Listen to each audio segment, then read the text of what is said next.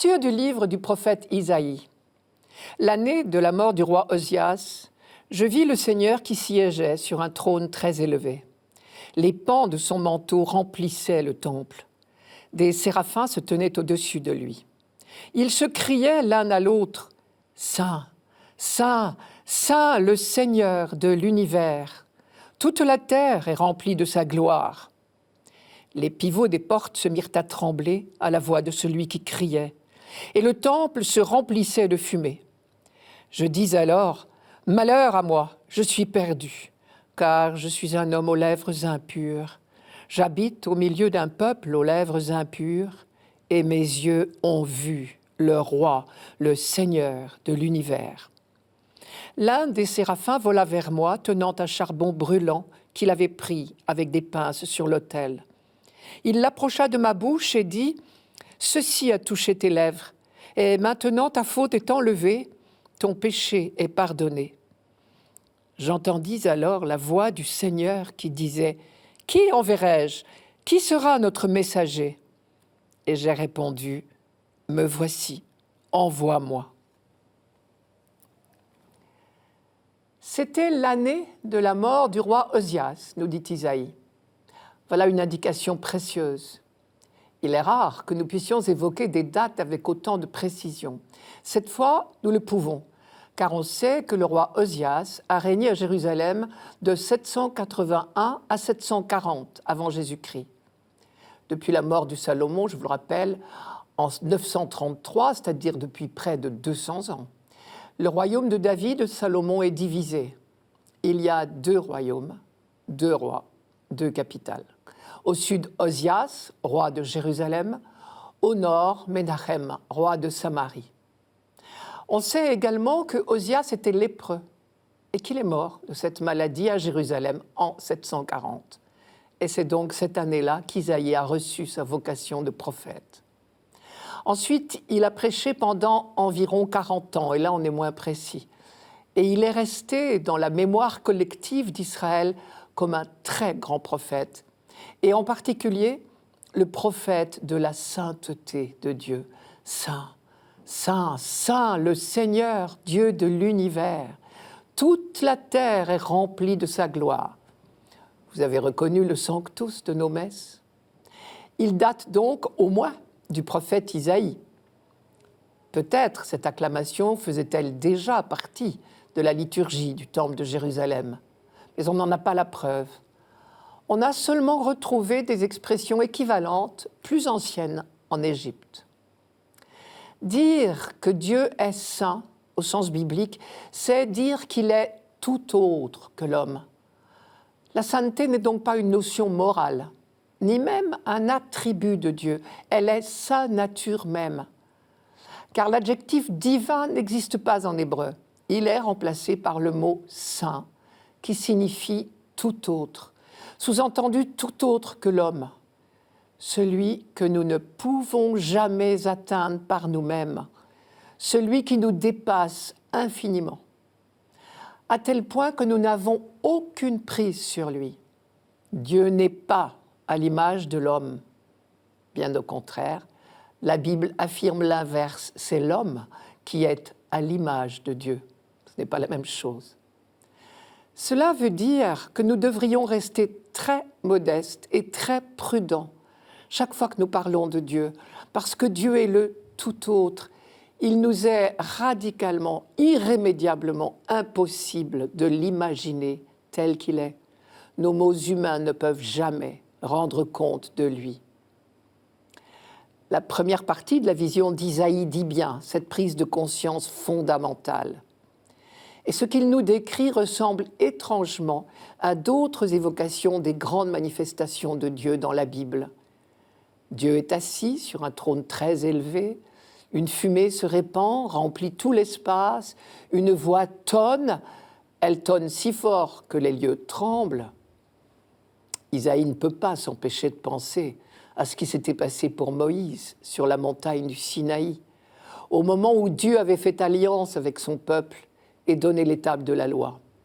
Vous vous rappelez, c'est le livre de l'Exode qui raconte, je cite, « Le mont Sinaï n'était que fumée. parce que le Seigneur y était descendu dans le feu.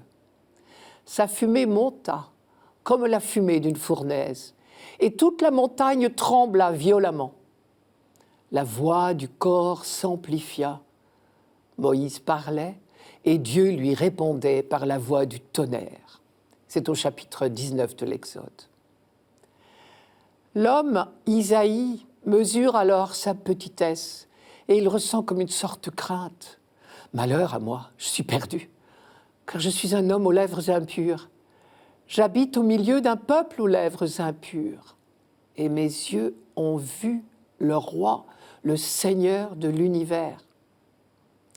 Cette crainte, comme découverte de notre petitesse, du fossé infranchissable qui nous sépare de Dieu, si Dieu lui-même ne le comble pas, est une première étape indispensable dans notre relation à Dieu.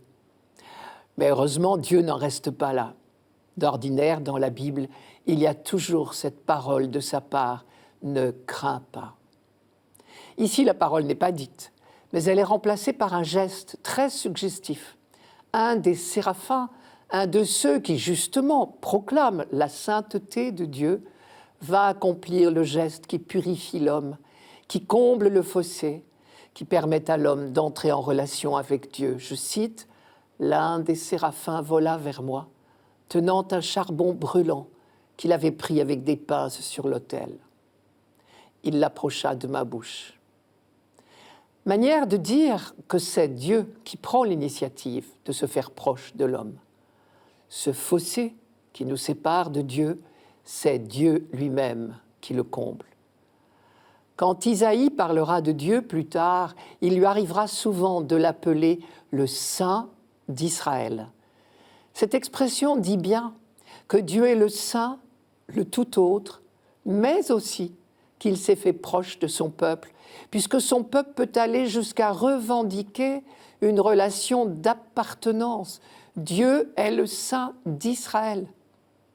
Et la merveille, c'est que ce qui est vrai pour le peuple d'Israël l'est désormais pour notre Église et pour chacun d'entre nous.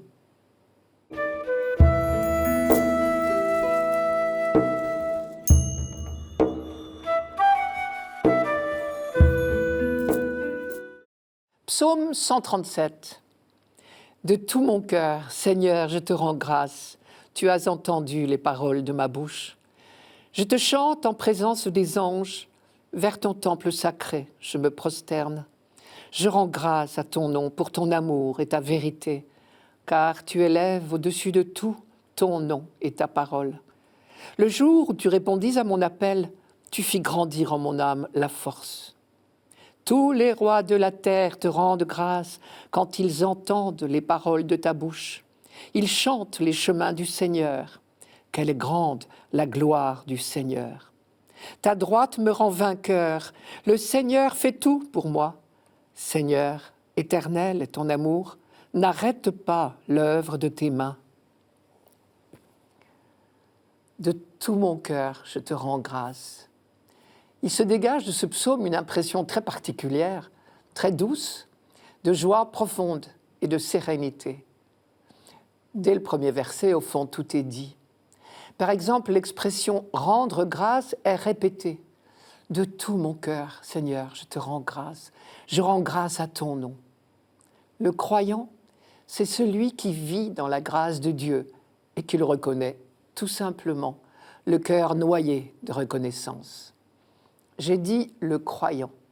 Mais ce croyant n'est pas un individu particulier. C'est le peuple d'Israël, comme toujours dans les psaumes, qui parle ici et qui rend grâce pour l'alliance que Dieu lui a proposée. Cela s'entend à la répétition du nom Seigneur, qui est dit à plusieurs reprises dans ces quelques versets. C'est le fameux nom de Dieu, ce que nous appelons le tétragramme, puisqu'il s'agit de 4 consonnes. Ce nom, révélé par Dieu à Moïse au Sinaï, au moment de l'épisode du buisson ardent, au chapitre 3 de l'Exode. Dieu s'est encore révélé à Moïse au cours de l'Exode dans le Sinaï, sous le nom de amour et vérité. Et nous l'entendons également ici. Je rends grâce à ton nom pour ton amour et ta vérité. Et nous retrouvons cette même expression amour et vérité à plusieurs reprises dans d'autres psaumes et dans l'ensemble de la Bible. C'est la précieuse découverte d'Israël, grâce au souffle de Dieu, bien sûr, à l'Esprit. On peut la lire au chapitre 34 de l'Exode, je cite « Je suis le Seigneur, Dieu miséricordieux et bienveillant, lent à la colère, plein d'amour et de vérité. » Et ce n'est pas un hasard si cette révélation de la tendresse de Dieu est intervenue juste après l'épisode du veau d'or, c'est-à-dire une infidélité caractérisée du peuple. Car c'est précisément à l'occasion de ces infidélités répétées que le peuple d'Israël a fait l'expérience de l'inépuisable miséricorde de Dieu. Et c'est cette fidélité de Dieu que l'on chante inlassablement au temple de Jérusalem. Vers ton temple sacré, je me prosterne. Le décor ici est le même que dans le récit de la vocation d'Isaïe que nous avons lu en première lecture. Et le psaume continue. Je rends grâce à ton nom pour ton amour et ta vérité. Dans le récit de la vocation d'Isaïe, l'accent était mis sur la sainteté de Dieu, le fossé qui nous sépare de lui et que nous ne pouvons pas combler par nos propres forces, ni par aucune action, si méritoire soit-elle. C'est Dieu lui-même qui en permanence comble ce fossé et nous invite à entrer dans son intimité. Dans ce psaume, nous découvrons en quoi consiste la sainteté de Dieu. Dieu est amour et vérité. Voilà sa sainteté. Et il est vrai qu'en cela, un fossé nous sépare de lui. À la fin du psaume, nous retrouvons une autre expression de cette prise de conscience de l'amour de Dieu. Éternel est ton amour. Vous avez reconnu le refrain du psaume 135, qui est lui aussi un rappel de la libération de l'Exode. L'allusion à la droite de Dieu, traduisez sa main, dans le verset « Ta droite me rend vainqueur », est encore un autre rappel de l'Exode. Car selon l'expression consacrée, Dieu nous a libérés par sa main forte et son bras étendu. Cette alliance du Sinaï a fait d'Israël le bénéficiaire de la révélation, le confident de Dieu. Et c'est ce qui vient d'être exprimé de plusieurs manières. Mais Israël a découvert également que ce n'est pas le tout d'être le confident de Dieu. Désormais, il doit en être le prophète, c'est-à-dire qu'il a la charge, la responsabilité de proclamer l'amour et la vérité de Dieu à l'ensemble de l'humanité. Et c'est le sens du verset « Tous les rois de la terre te rendent grâce ». À dire vrai, c'est pour le moins une anticipation. Tous les rois de la terre ne sont pas encore convertis, ni au temps de David, ni au temps de l'écriture de ce psaume, ni même à la fin de l'Ancien Testament, et pas encore non plus aujourd'hui, loin de là. Mais cette anticipation, on y tient. Elle est un rappel du double aspect de la vocation d'Israël dont je viens de parler. Pour que les rois de la terre s'inclinent devant Dieu, il faudra qu'ils aient entendu la bonne nouvelle. Le psaume dit bien « Tous les rois de la terre te rendent grâce quand ils entendent les paroles de ta bouche. » Quand Israël aura rempli sa mission de témoin de Dieu, alors on pourra chanter vraiment « De tout mon cœur, je te rends grâce. Tous les rois de la terre te rendent grâce. » Enfin, le psaume se termine par une prière. « N'arrête pas l'œuvre de tes mains », ce qui veut dire, s'il te plaît, continue malgré nos infidélités répétées.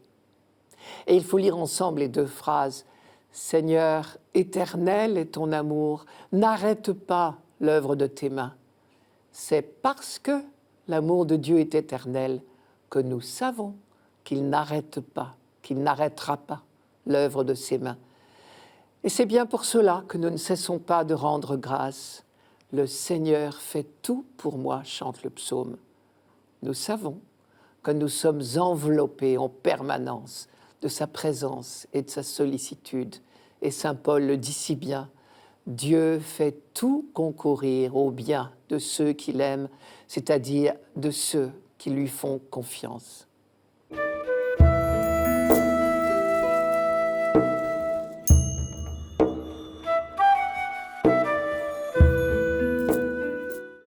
Lecture de la première lettre de saint Paul apôtre aux Corinthiens.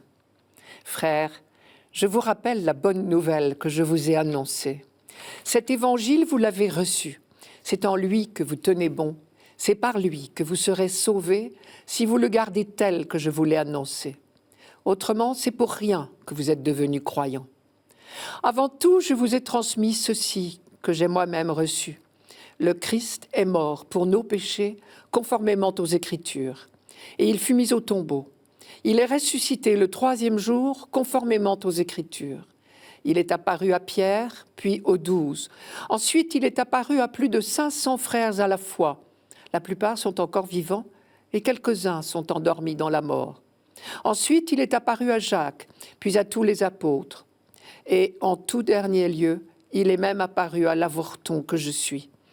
Car moi, je suis le plus petit des apôtres. Je ne suis pas digne d'être appelé apôtre, puisque j'ai persécuté l'Église de Dieu.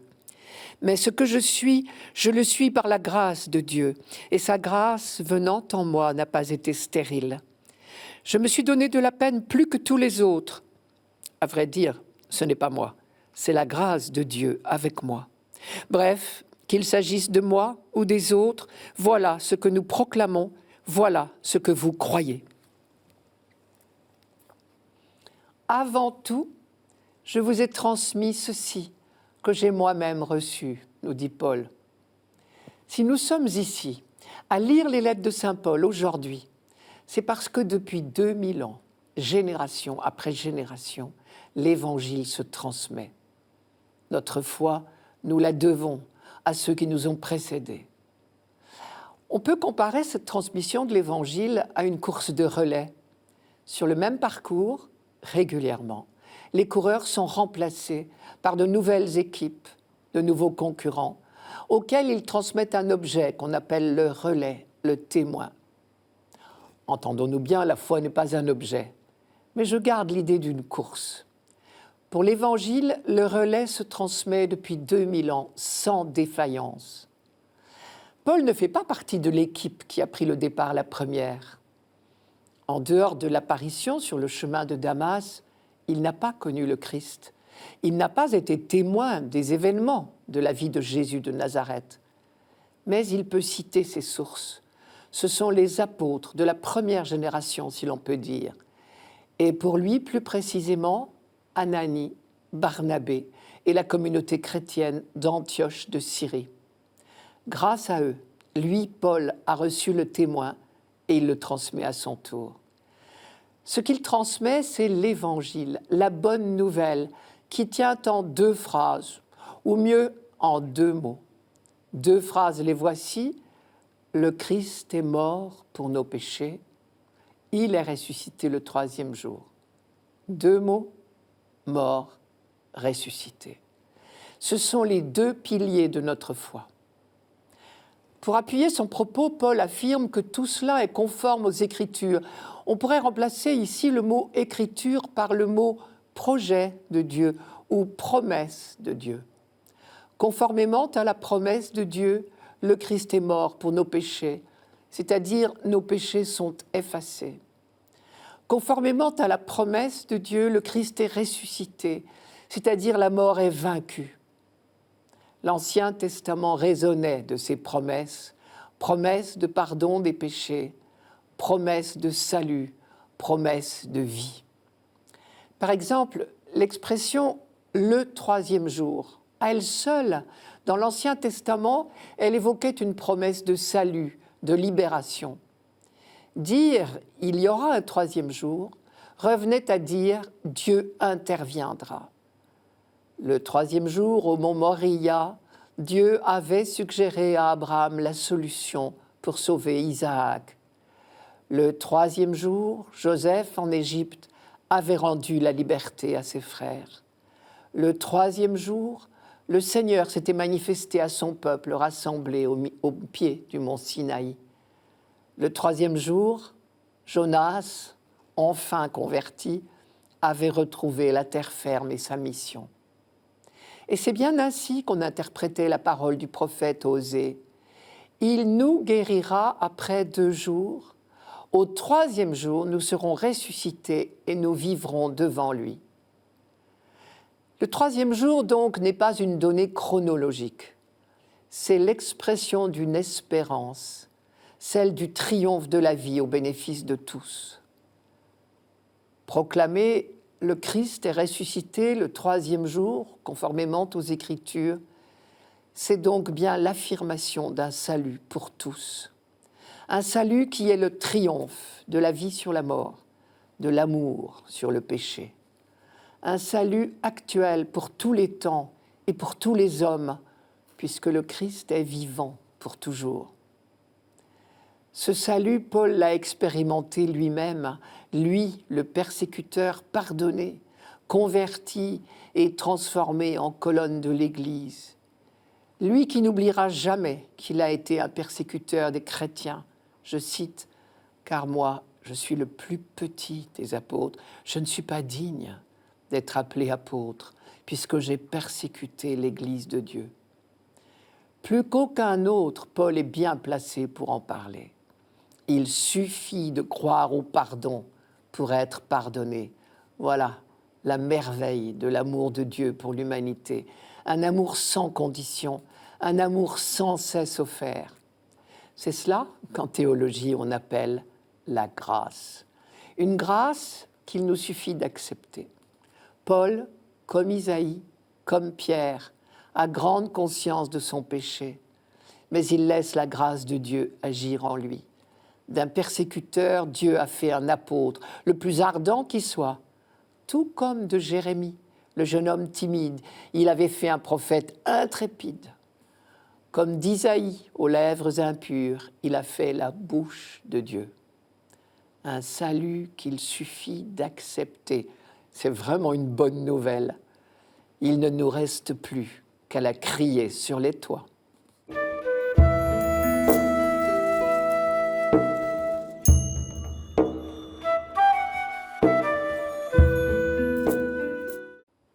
Évangile de Jésus-Christ selon saint Luc. En ce temps-là, la foule se pressait autour de Jésus pour écouter la parole de Dieu, tandis qu'il se tenait au bord du lac de Génézareth. Il vit 2 barques qui se trouvaient au bord du lac. Les pêcheurs en étaient descendus et lavaient leurs filets. Jésus monta dans une des barques qui appartenait à Simon et lui demanda de s'écarter un peu du rivage. Puis il s'assit et de la barque, il enseignait les foules.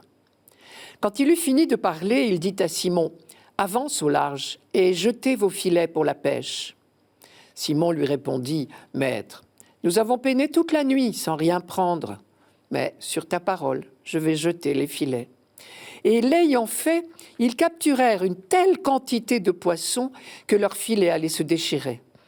Ils firent signe à leurs compagnons de l'autre barque de venir les aider. Ceux-ci vinrent, et ils remplirent les 2 barques, à tel point qu'elles enfonçaient. À cette vue, Simon-Pierre tomba aux genoux de Jésus en disant « Éloigne-toi de moi, Seigneur, car je suis un homme pécheur. » En effet, un grand effroi l'avait saisi, lui et tous ceux qui étaient avec lui, devant la quantité de poissons qu'ils avaient pêchés. Et de même Jacques et Jean, fils de Zébédée, les associés de Simon. Jésus dit à Simon, « Sois sans crainte, désormais ce sont des hommes que tu prendras. » Alors ils ramenèrent les barques au rivage et, laissant tout, ils le suivirent. On n'a pas beaucoup l'habitude de comparer l'apôtre Pierre au prophète Isaïe, et pourtant le rapprochement des textes de la liturgie de ce 5e dimanche nous y invite, en nous faisant lire les récits de leurs 2 vocations. Le décor n'est pas le même. Pour Isaïe, cela se passait au cours d'une vision qui se déroulait dans le temple de Jérusalem. Pierre, lui, est sur le lac de Tibériade, appelé aussi lac de Génézareth. L'un et l'autre sont subitement mis en présence de Dieu lui-même. Isaïe, au cours de sa vision, Pierre, parce qu'il assiste à un miracle. Les précisions apportées par Luc ne laissent aucun doute là-dessus. « Maître, nous avons peiné toute la nuit sans rien prendre. » C'est le constat de l'homme de métier. puis le succès inespéré de l'entreprise, pourtant vouée à l'échec à vue humaine. Si la pêche ne donne rien la nuit, elle a encore moins de chances d'être fructueuse le jour. Tous les pêcheurs vous le diront. Mais sur la simple parole de Jésus, le miracle se produit. Ils capturèrent une telle quantité de poissons que leur filet allait se déchirer. Et tous les deux, Pierre et Isaïe, ont la même réaction devant cette irruption de Dieu dans leur vie. Tous les deux ont une même conscience de la sainteté de Dieu et de l'abîme qui nous sépare de lui. Et leurs expressions à tous les deux se ressemblent beaucoup. « Seigneur, éloigne-toi de moi, car je suis un homme pécheur », dit Pierre. Isaïe disait « Malheur à moi, je suis perdu, car je suis un homme aux lèvres impures. J'habite au milieu d'un peuple aux lèvres impures, et mes yeux ont vu le roi, le Seigneur de l'univers. » Mais apparemment, ce n'est pas notre péché, notre indignité qui arrête Dieu. Il lui suffit que nous en prenions conscience, que nous soyons en vérité devant lui. Car le jour où nous prenons conscience de notre pauvreté, Dieu peut nous combler. Tous les deux, Pierre et Isaïe, sont donc en proie à une espèce de crainte devant la manifestation évidente de Dieu. Alors toujours dans sa vision, Isaïe voit s'accomplir le geste qui le purifie et le rassure. Et Pierre, lui, entend la parole de réconfort de Jésus. « Sois sans crainte ». Enfin, tous les deux reçoivent une vocation au service d'un même projet de Dieu, bien sûr, qui est le salut des hommes. Isaïe sera un messager, un prophète. Pierre sera un pêcheur d'hommes, un sauveteur. Sur cette phrase de Jésus, « Sois sans crainte », désormais, ce sont des hommes que tu prendras. Pierre ne répond pas. La simplicité du texte est impressionnante. Je cite, « Alors, ils ramenèrent les barques au rivage et, laissant tout, ils le suivirent. » Encore faut-il s'entendre sur le sens du mot « suivre ». Les disciples ne se contenteront pas de suivre le Maître pour l'écouter. Ils seront associés à sa tâche. Ils deviendront ses collaborateurs. Même si l'entreprise paraît vouée à l'échec, à vues humaines, il faudra continuer à lancer les filets. Nous sommes placés là devant le mystère de notre collaboration à l'œuvre de Dieu. Nous ne pouvons rien faire sans Dieu, mais Dieu ne veut rien faire sans nous. Comme disait Paul, c'est la grâce de Dieu qui fait tout. Ce que je le suis par la grâce de Dieu, et la grâce dont il m'a comblé n'a pas été stérile. La seule collaboration qui nous est demandée, si on y réfléchit, c'est la confiance et la disponibilité. Tout a commencé parce que Pierre a fait confiance. « Maître, nous avons peiné toute la nuit sans rien prendre, mais sur ta parole, je vais jeter les filets. » À ce maître qu'il vient d'entendre parler à la foule longuement, il fait confiance, assez pour l'écouter, assez pour se risquer à une nouvelle tentative de pêche. Après le miracle, vous avez entendu, il ne dit plus maître, il dit Seigneur, le nom réservé à Dieu. Et c'est aux pieds du Seigneur qu'il se prosterne. Et alors il est prêt à entendre l'appel. Pour se risquer à cette nouvelle sorte de pêche que lui propose Jésus, il faut le reconnaître comme le Seigneur. La parole du Christ résonne encore à nos oreilles. Avance au large et jetez les filets. À notre tour de répondre, sur ta parole, nous jetterons les filets. Moralité, faisons confiance. Acceptons de jeter nos filets. Pour que la pêche soit miraculeuse, il suffit de croire en lui.